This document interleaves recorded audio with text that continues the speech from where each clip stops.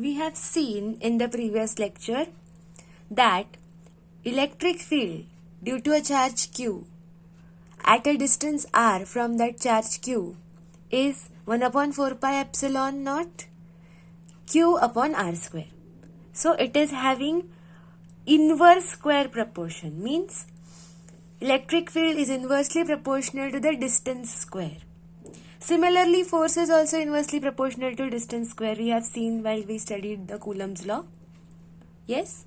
So, if we plot the nature of E or F, both are inversely proportional to R square. So, on this axis, either we can take F or E. We will get the same nature.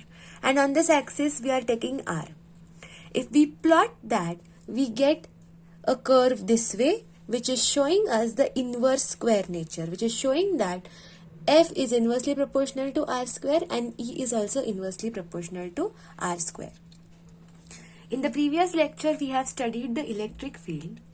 Now, this electric field is of two types: uniform electric field and non-uniform electric field.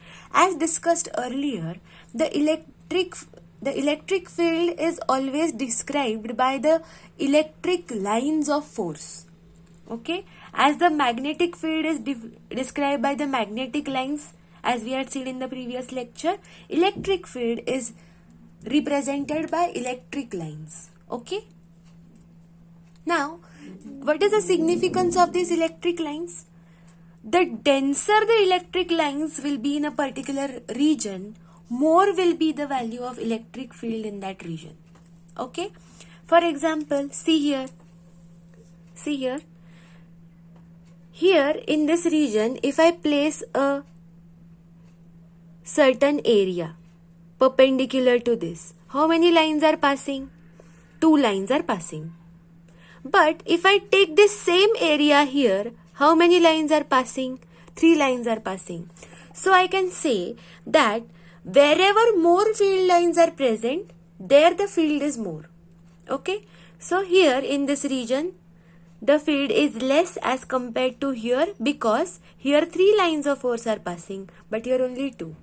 Okay, so electric field is represented by electric lines of force. Now, there are 2 types of electric field: uniform electric field and non-uniform electric field. A uniform electric field is a field whose magnitude and direction is same as at all the points. Now, if I see here, these are the electric lines of force. Okay, they are having same magnitude, so the length is same everywhere. Yes, they are placed equidistant and the direction is also same. So, if I consider a particular area here, 2 lines are passing. If I take that area here, 2 lines are passing. So, anywhere in this region, the electric field is same. So, this region is called as this field is called as uniform electric field, because anywhere in this region the field is going to be the same. So it is called as uniform electric field. But see this case here, this figure is showing you the electric field that is coming out of a positive charge. Now here the direction of the field lines is different everywhere, but here it was same. So for uniform electric field, the direction of the field should also be same. But here the direction is not same. So this field is called as non-uniform electric field. Okay? And here also. Here, if I place a charge, it will experience a different electric field in this region and different in this, because the magnitude here is less and the magnitude of field here is more, as we had discussed earlier. So such field where these lines are not equidistant and not of equal length,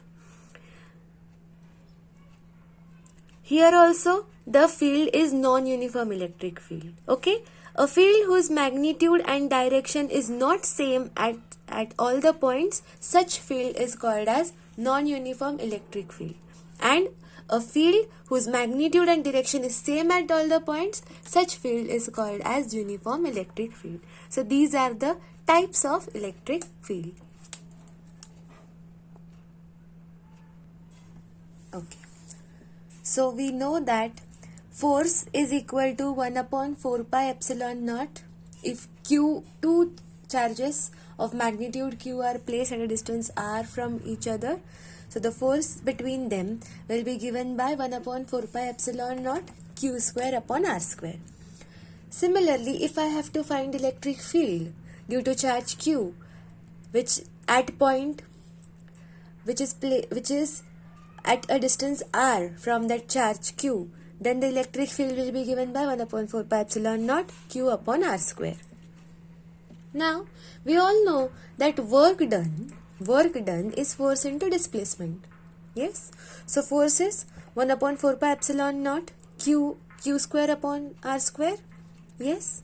Into displacement will be r. So, this r and r will get cancelled. So, work done can be calculated as 1 upon 4 pi epsilon naught q square upon r. Now, this is a new term, that is electric potential, which is similar to the potential difference. Whenever we have a battery, we see the potential difference of it, right? Suppose 1.5 volts. Okay, so this is the term which is used for potential difference, and it is given by 1 upon 4 pi epsilon naught q upon r. Now from these two expressions, we can see clearly that if I multiply this potential difference by q, I will get expression for work. So I can write W is equal to Q into V. Yes? Now, there is a practical way of calculating electric field. Using this formula, we were able to calculate the electric field, but there is another way to calculate electric field. Suppose these are two plates, A and B, and they are charged plates. So this is positively charged plate and this is a negatively charged plate. So a pair of charged parallel plates is arranged as shown in the figure. The potential difference is applied between the two parallel plates separated by distance d. So the distance between these plates is d and the potential difference between these two plates is V. A charge plus Q is placed between the plates. Yes? And this charge is going to experience force. So, it is a positive charge. So, obviously, it is going to be attracted towards the negative plate. Okay. But, if I have to move this charge from negative plate to positive plate, usually what will happen? This positive and positive will repel each other. So, to take the charge from here to here, I will have to do some work. Yes, I will have to do some work because this charged plate, positively charged plate, is pushing my charge towards the negative plate, but still I am taking it to the positive plate from negative plate. So I will have to do some work against the force exerted by this positive charge. So my work is force into displacement. So it is F into D. What is the distance I have covered? I have taken the charge from here to here. Yes. So D distance will be D. So F will be the Coulomb's force between these two charges. Yes. So work done will be force into displacement, that is FD. But another expression for work done we had seen here.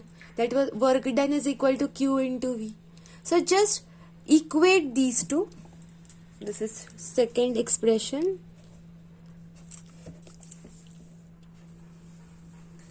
This is 2. Okay. So from 1 and 2, what do we get? We can equate these two. We get FD is equal to QV. Okay. So what can I do? I can take this Q here and I can take this D here. So F upon Q is equal to V upon D. But we know that force per unit charge is electric field. So instead of F upon Q, I can write E. So E is equal to V by D. So this is another way of calculating your electric field. So your electric field is the potential difference between these two plates divided by the distance between these two plates. That is your electric field. And we had seen another unit for electric field, volt per meter. So that volt per meter unit comes from here. So electric field has two units, Newton per coulomb and volt per meter.